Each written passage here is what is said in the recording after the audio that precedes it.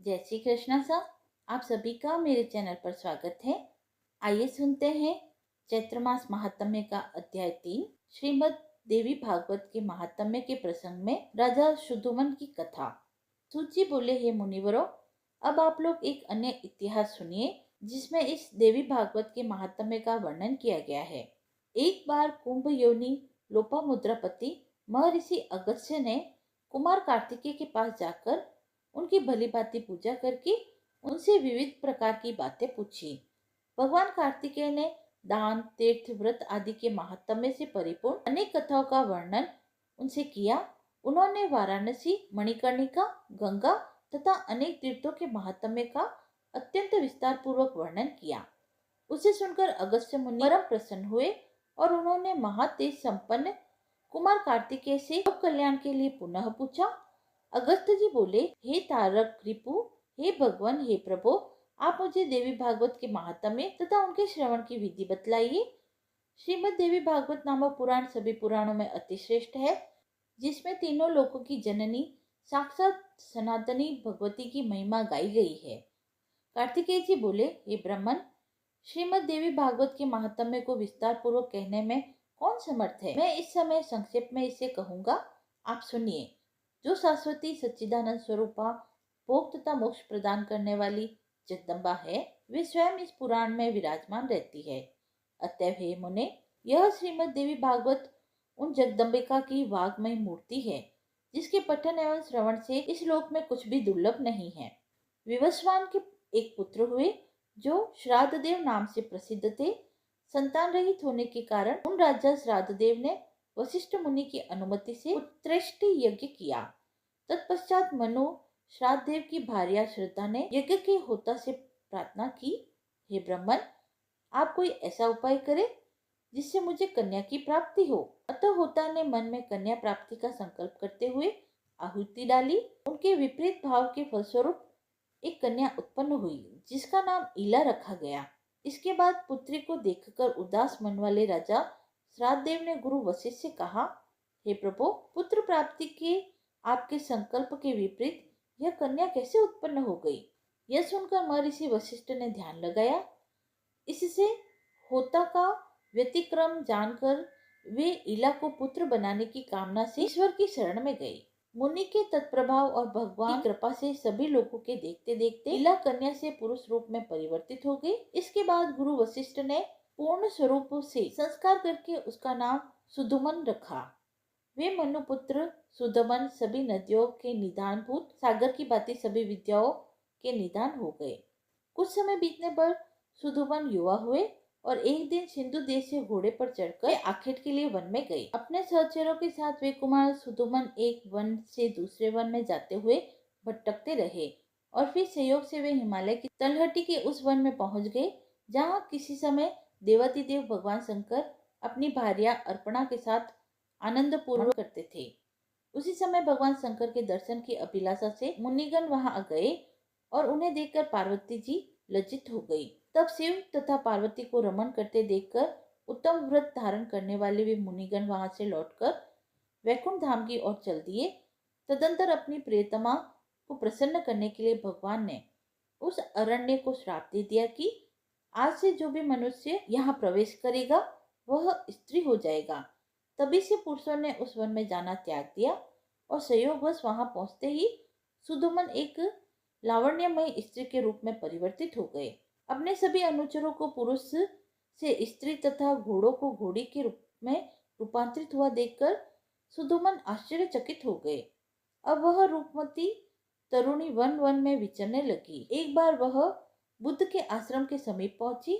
स्थूल तथा उन्नत, बिंब फल के समान लाल होठों वाली, कंद फूल के समान श्वेत दांतों वाली, सुंदर मुख तथा कमल के समान नैनों वाली उस सर्वांग सुंदरी तरुणी को देखकर कामदेव के बाणों से बीते हुए अंगों वाले भगवान बुद्ध उस पर मोहित हो गए। वह सुंदर भावों वाली युवती भी चंद्रपुत्र कुमार बुद्ध पर आसक्त हो गई और बुद्ध के साथ रमण करते हुए उसके आश्रम में रहने लगी।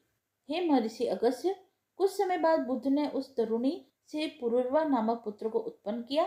इस प्रकार बुद्ध के आश्रम में रहते हुए कई वर्ष बीत जाने पर किसी समय उसे अपने पूर्व वृत्तांत का स्मरण हो आया और वह दुखित होकर आश्रम से चली गई। इसके बाद गुरु वशिष्ठ के आश्रम में पहुंचकर उन्हें प्रणाम किया और सारा वृतांत कहकर पुरुषत्व की कामना करती हुई वह उनके शरणागत हो गई। इस प्रकार सभी बातों को जानकर वशिष्ठ जी कैलाश पर्वत जाकर विधि विधान से भगवान शंकर की पूजा करके परम भक्ति से उनकी स्तुति करने लगे। वशिष्ठ जी बोले, शिव शंकर गिरजा के अर्धांग तथा चंद्रमौली को बार बार नमस्कार है। सुखदाता कैलाशवासी नीलकंठ भक्तों को भोग तथा मोक्ष प्रदान करने वाले को नमस्कार है। शिव शिव स्वरूप शरणागत भयहारी वृषभ वाहन शरणदाता परमात्मा को नमस्कार है। सृजन पालन तथा संहार के समय ब्रह्मा विष्णु तथा महेश्वर रूपधारी देवादिदेव वरदायक तथा त्रिपुरारी को मेरा नमस्कार है। यज्ञ रूप तथा याजकों के फलदाता को बार बार नमस्कार है। आप गंगाधर सूर्य चंद्र अग्नि स्वरूप त्रिनेत्र को मेरा नमस्कार है। इस प्रकार मुनि वशिष्ठ के द्वारा स्तुति किए जाने पर करोड़ों सूर्य के ही प्रभा से युक्त तथा भगवती पार्वती के साथ नंदी पर आरूढ़ वे जगतपति भगवान शंकर प्रकट हो गए। चांदी के पर्वत के समान प्रभा वाले त्रिनेत्रधारी भगवान चंद्रशेखर शरण में आए हुए मुनि श्रेष्ठ वशिष्ठ जी से अत्यंत प्रसन्न होकर बोले। श्री भगवान बोले, हे विप्रे, आपके मन में जो भी इच्छा हो वह वर मांगे। उनके इस प्रकार कहने पर गुरु वशिष्ठ ने प्रणाम करके इला को पुनः पुरुष बनाने के लिए प्रार्थना की। इसके बाद प्रसन्न होकर शंकर जी ने मुनि श्रेष्ठ वशिष्ठ जी से कहा कि एक माह तक वह पुरुष रूप में तथा एक मास तक वह नारी रूप में रहेगा। इस प्रकार शिव जी से वर प्राप्त करके महर्षि वशिष्ठ जी ने वर प्रदान करने के लिए सदा उत्सुक रहने वाली जगदम्बिका पार्वती को प्रणाम किया। करोड़ों चंद्रमा की कला कांति से युक्त तथा सुंदर मुस्कान वाली भगवती की सम्यक पूजा करके सदा के लिए इला की पुरुषत्व प्राप्ति की कामना से वशिष्ठ जी श्रद्धा पूर्वक उनकी स्तुति करने लगी। हे देवी, हे महादेवी, हे भक्तों पर कृपा करने वाली भगवती, आपकी जय हो। हे समस्त देवों की आराध्य स्वरूपा और अनंत गुणों का आधार, आपकी जय हो। हे देवेश्वरी, हे शरणागत वत्सले, आपको बार बार नमस्कार है। हे दुख हारिणी, हे दुष्ट दानों का नाश करने वाली भगवती, आपकी जय हो। हे भक्ति से प्राप्त होने वाली भगवती, हे महामाया, हे जगदम्बिके, हे भव सागर से पार उतारने के लिए नौका स्वरूपा चरण कमल वाली, आपको नमस्कार है।